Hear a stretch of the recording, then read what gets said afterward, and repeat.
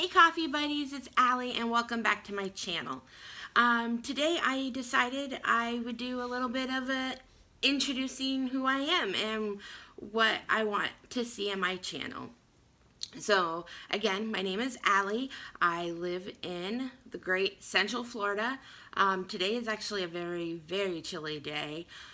Like we're talking 50s, and I know part of the United States is really in a freeze, so I bet I shouldn't complain.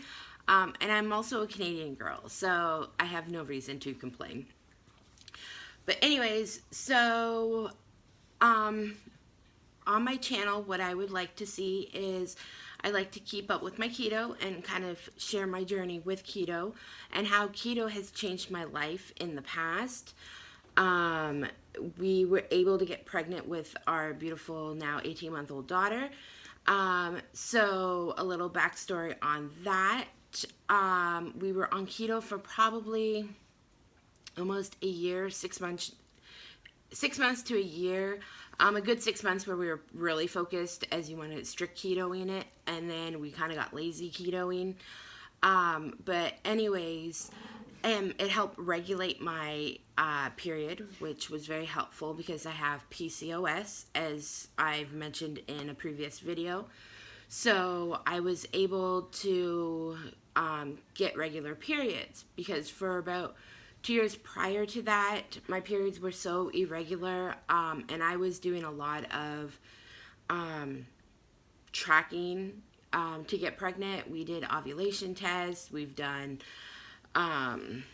metformin. Well, I did metformin, not my husband. I mean, he did a sperm test, an in-home sperm test. That came out fine.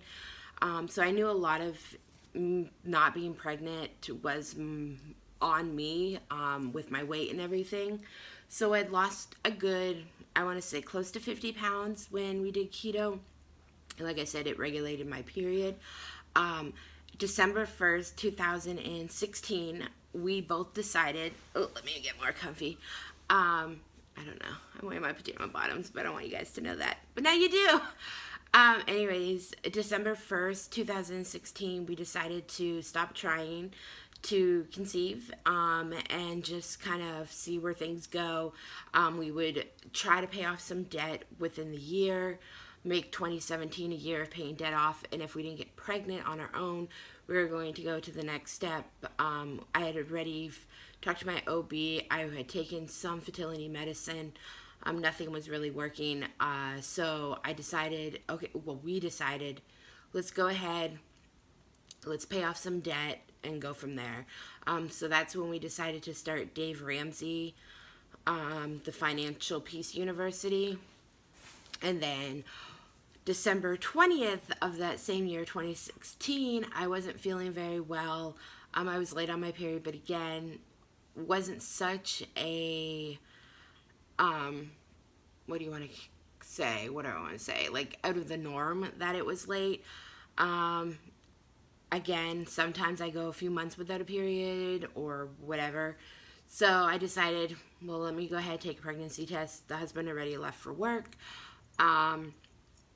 And I took one of those like cheap, not even Dollar Tree ones, like the little sticks that I bought in a huge pack from China.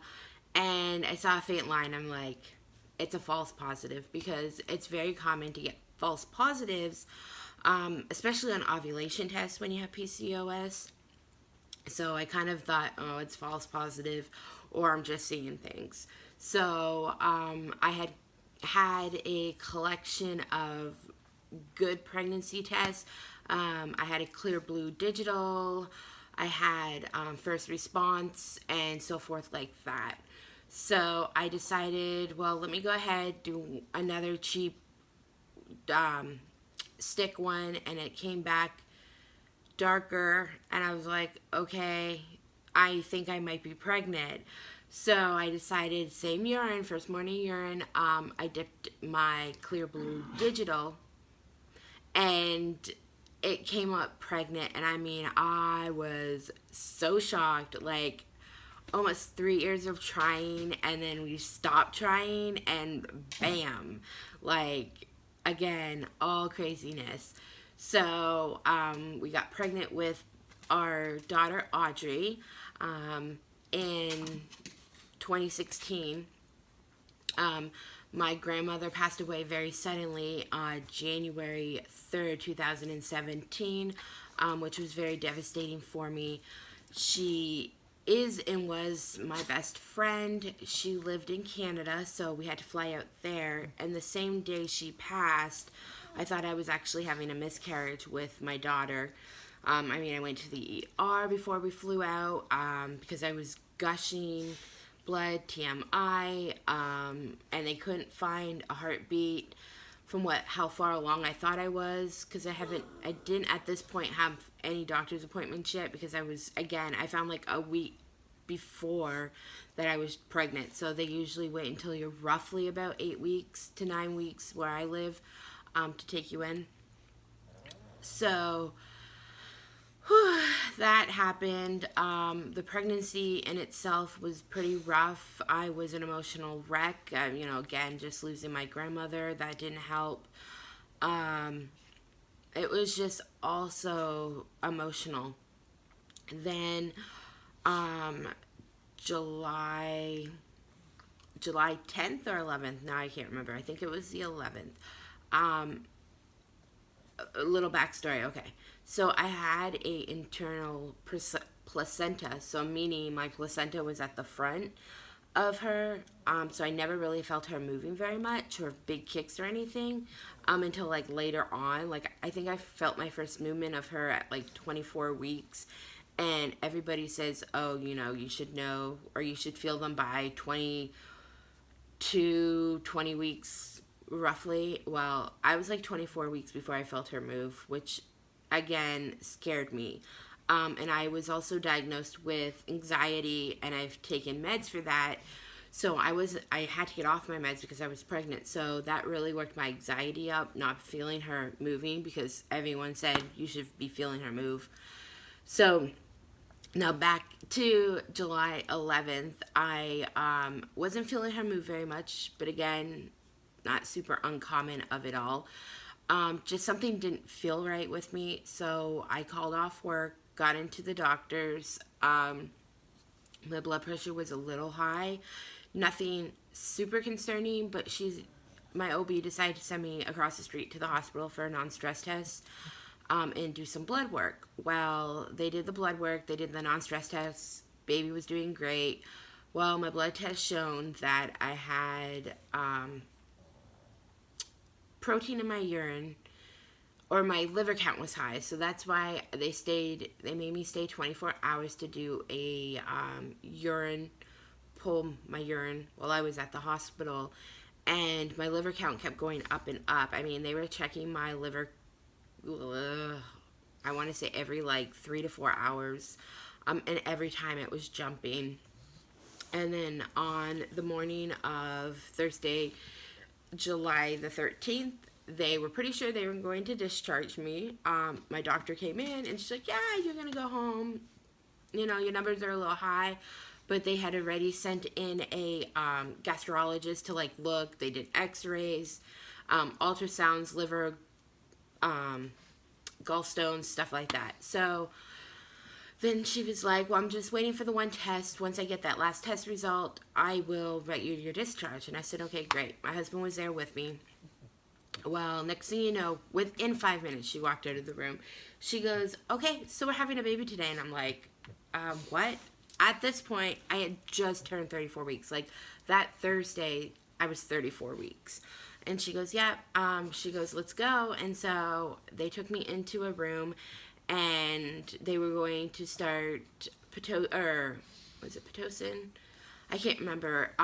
To start getting labor to go. But unfortunately, when they did the ultrasound to make sure, the position of her, that Tuesday when I was in the office, she was down, ready to go.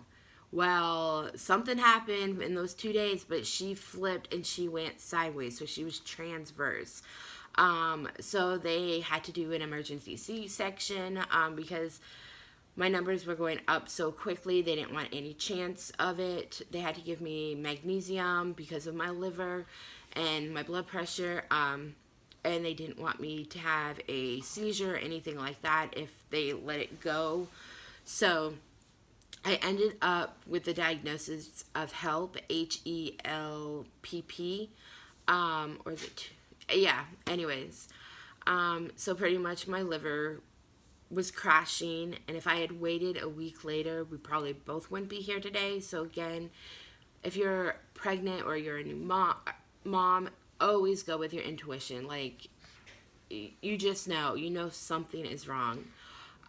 So that's how, and a quick gif of how my daughter was born, but how keto really helped get us our miracle baby. I had one chemical pregnancy prior to her,